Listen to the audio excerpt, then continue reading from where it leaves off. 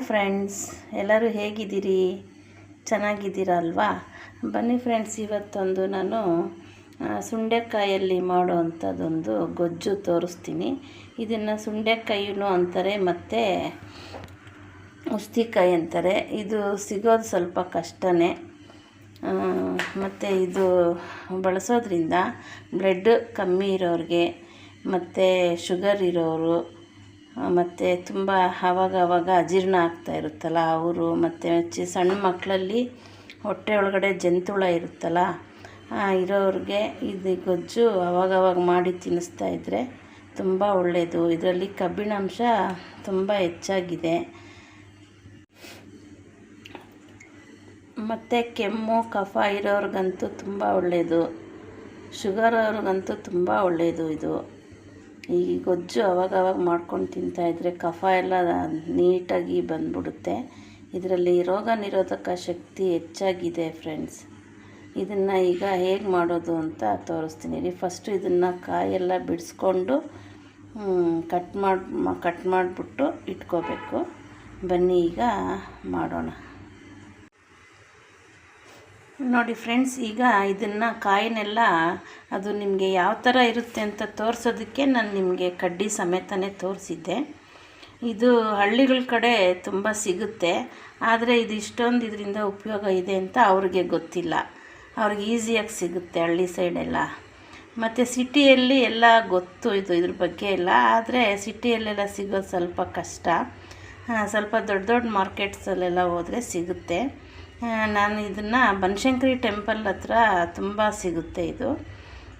ಅಲ್ಲಿ ಹೋಗಿ ಎಲ್ಲಾದರೂ ಹತ್ರ ಇದ್ದರೆ ಅಲ್ಲಿ ತಗೋಬೋದು ನೀವು.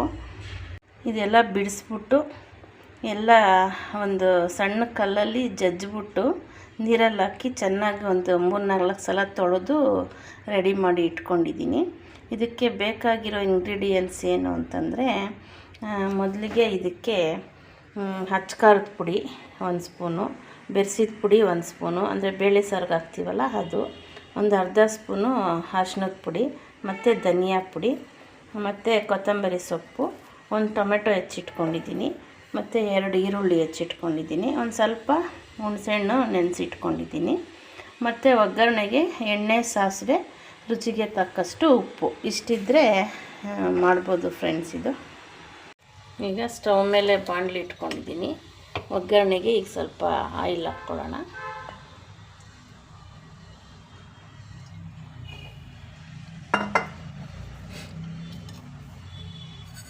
ಯಾರ್ಯಾರು ವಿಡಿಯೋ ನೋಡ್ತಾ ಇದ್ದೀರೋ ಎಲ್ಲ ಸಬ್ಸ್ಕ್ರೈಬ್ ಮಾಡಿಕೊಂಡು ಫುಲ್ ವಿಡಿಯೋ ನೋಡಿ ಫ್ರೆಂಡ್ಸ್. ಈಗ ಸಾಸಿವೆ ಹಾಕಿದ್ದೀನಿ.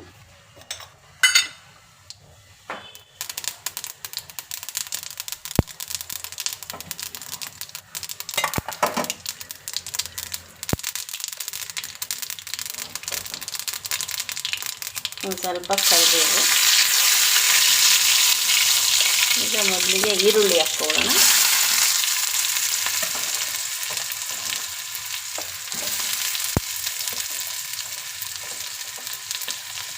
ಇದಂತೂ ತುಂಬಾ ಒಳ್ಳೆಯದು ಆರೋಗ್ಯಕ್ಕೆ.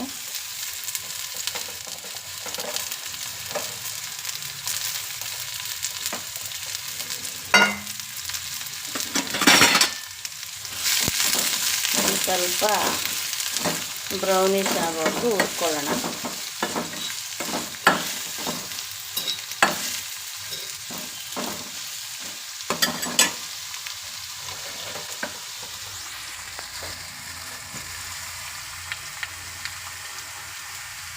ಯಾರ್ಯಾರು ವಿಡಿಯೋ ನೋಡ್ತಾ ಇದ್ದೀರೋ ನೀವು ಒಂದು ಸಲ ತಂದು ಮಾಡಿ ತಿಂದು ನೋಡಿ ಫ್ರೆಂಡ್ಸ್. ಟೇಸ್ಟ್ ಮಾಡಿ ಹೇಗಿತ್ತು ಅಂತ ಕಮೆಂಟಲ್ಲಿ ತಿಳಿಸಿ. ಇಷ್ಟ ಆದರೆ ಲೈಕ್ ಮಾಡಿ.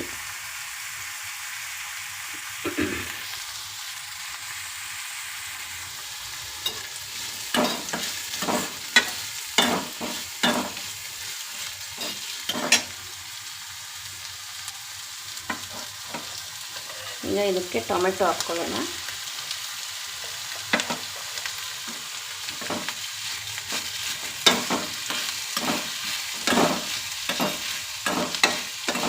ಟೊಮೆಟೊ ಎಲ್ಲ ಒಂದು ಸ್ವಲ್ಪ ಬೇಯಿಸಿ ಈಗ ಇದಕ್ಕೆ ಒಂದು ಸ್ವಲ್ಪ ಉಪ್ಪು ಹಾಕ್ಕೊಬಿಡೋಣ. ರುಚಿಗೆ ತಕ್ಕಷ್ಟು ಉಪ್ಪು. ಇದೆಲ್ಲ ಈಗ ಬೆಂದಿದೆ. ಈಗ ಇಲ್ಲಿ ತೋರಿಸಿದ್ದೀನಲ್ಲ ಈ ಪೌಡರ್ಸ್ ಎಲ್ಲ ಹಾಕ್ಕೊಳ್ಳೋಣ. ಅದಕ್ಕೂ ಮೊದಲು ಇದು ಕಾಯಿ ಹಾಕ್ಕೊಬಿಡೋಣ ಫ್ರೆಂಡ್ಸ್.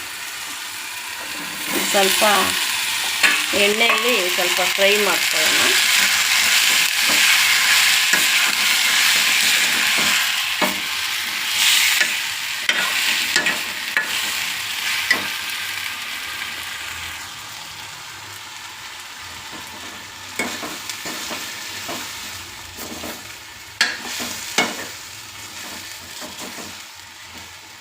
ಒಂದೆರಡು ನಿಮಿಷ ಎಣ್ಣೆಯಲ್ಲಿ ಫ್ರೈ ಮಾಡ್ಕೊಳ್ಳೋಣ. ಇದು ಸ್ವಲ್ಪ ಕಹಿ ಇರುತ್ತೆ, ಆದರೂ ಪರವಾಗಿಲ್ಲ. ಸ್ವಲ್ಪ ಉಪ್ಪು ಹುಳಿ ಖಾರ ಎಲ್ಲ ಸ್ವಲ್ಪ ಹೆಚ್ಚಾಗಿ ಹಾಕಿದ್ರೆ ತುಂಬ ಟೇಸ್ಟಿಯಾಗಿರುತ್ತೆ. ಇದಕ್ಕೆ ಸ್ವಲ್ಪ ಬೆಲ್ಲ ಬೇಕಾದರೆ ಹಾಕ್ಕೊಳ್ಬೋದು, ಆದರೆ ನಾನು ಬೆಲ್ಲ ಹಾಕ್ತಾಯಿಲ್ಲ, ನನಗೆ ಅಷ್ಟು ಇಷ್ಟ ಆಗೋದಿಲ್ಲ. ಹಾಗೆ ಚೆನ್ನಾಗಿರುತ್ತೆ.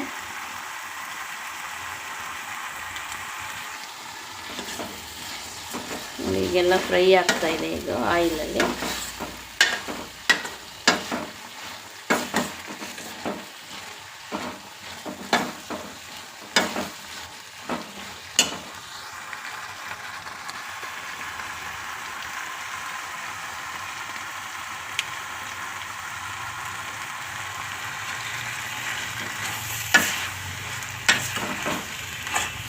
ನಾನೆಲ್ಲ ಸ್ವಲ್ಪ ಔಷಧಿ ಗುಣಗಳಿರೋವಂಥ ವಿಡಿಯೋಗಳೇ ಮಾಡೋದು ಫ್ರೆಂಡ್ಸ್. ದಯವಿಟ್ಟು ಎಲ್ಲರೂ ನೋಡಿ, ನೀವು ಮಾಡಿ ಫ್ರೆಂಡ್ಸ್, ತುಂಬ ಆರೋಗ್ಯಕ್ಕೆ ಒಳ್ಳೆಯದು.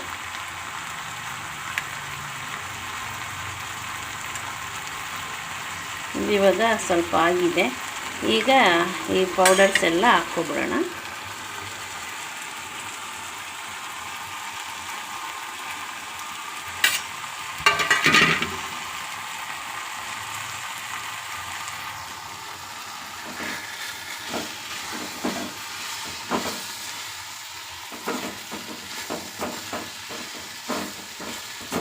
ಚೆನ್ನಾಗಿ ಈ ಥರ ಮಿಕ್ಸ್ ಮಾಡ್ಕೊಬೋಣ.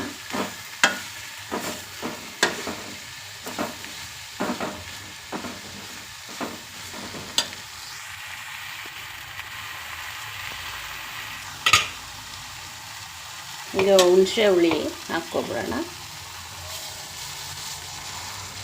ನಾನು ಸ್ವಲ್ಪ ಕಪ್ಪು ಹುಣಸೆನೇ ಜಾಸ್ತಿ ಉಪಯೋಗಿಸೋದು ಫ್ರೆಂಡ್ಸ್.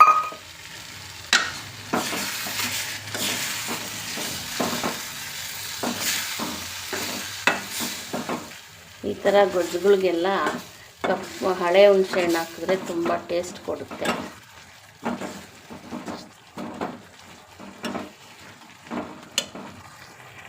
ಈಗ ಇದೊಂದು ಸ್ವಲ್ಪ ಬೇಯಲಿ. ಪ್ಲೇಟು ಮುಚ್ಚಿಬಿಡೋಣ ಇದಕ್ಕೀಗ.